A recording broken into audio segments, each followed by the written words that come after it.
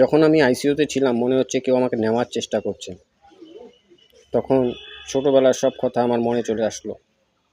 হয়তো যাওয়ার আগে ভগবান সবাইকে সব কিছু মনে করিয়ে দেয়। কয়েক সেকেন্ডের মধ্যেই আমার সব কিছু মনে চলে আসছিলো। ছোটোবেলায় কার কার সাথে খেলেছি, কোথায় সময় কাটিয়েছি, সব কিছু সব।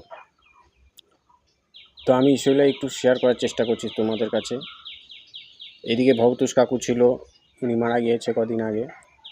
পিয়ালি ছিল, পুচুদি ছিল, মন্টি ছিল, এদের বাড়িতে যেতাম, খেলতাম। রবি ছিল এদের বাড়িতে ভাড়া, ওনার বাবা রেলে চাকরি করতে। তো তারপরে ছিল দীপক পাসওয়ান, নরেশ দা, পাপ্পু দা, তারপরে হচ্ছে এদিকে অনিল ছিল, ছোটু ভাই হবে, তারপরে হচ্ছে রাহুল, রোহিত, প্রদীপ দা, চন্দন কেশরি, তারপরে এদিকে হচ্ছে প্রতিমা দিদিমণি ছিল, খুব ভালো ছিল উনি, ছোটোবেলায় খুব পায়েস বানায় খাওয়াতো। তারপরে মনোহর পাসওয়ান, মনোহরের সাথে খুব নাচ করতাম। অমর ছিল, ওনাদের একটা দাদু ছিল, দাদুটা গরু গাড়ি ছিল, সেই গরু গাড়িতে খুব মজা করতাম ছোটোবেলায়। খুব বকা দিত, আবার চড়তাম, বকা দিত, আবার চড়তাম।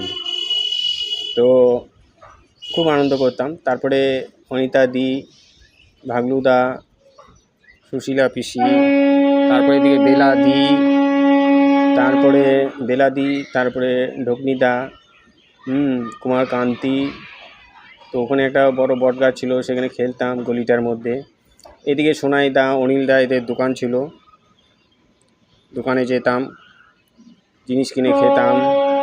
তারপরে ছিল বিষ্ণু মণ্ডল, এদিকে হয়ে গেল রবিন, বিকাশ, রাজীব দা, রুমাদি, রসরাজ কাকু মারা গিয়েছে। তারপরে হচ্ছে বিজয় কাকু। তো সবার কথাই মনে পড়তো, সবার কথা। তারপরে এইদিকে রঞ্জিত কাকু ছিল, ইলেকট্রিক দোকান। তো সবার দোকানে যেতাম, খেলাধুলা করতাম। তো সবার দোকানে গিয়ে সবাই ভালোবাসতো, তখন ছোট ছিলাম তো, সবার দোকানে গিয়ে বসতাম, এদের সাথে সবার সাথে খেলতাম, সবার বাড়িতে যেতাম, বসতাম, সবার বাড়িতে টিভি দেখতাম, সবাই আমার বন্ধুগুলো আমার বাড়িতে আসতো।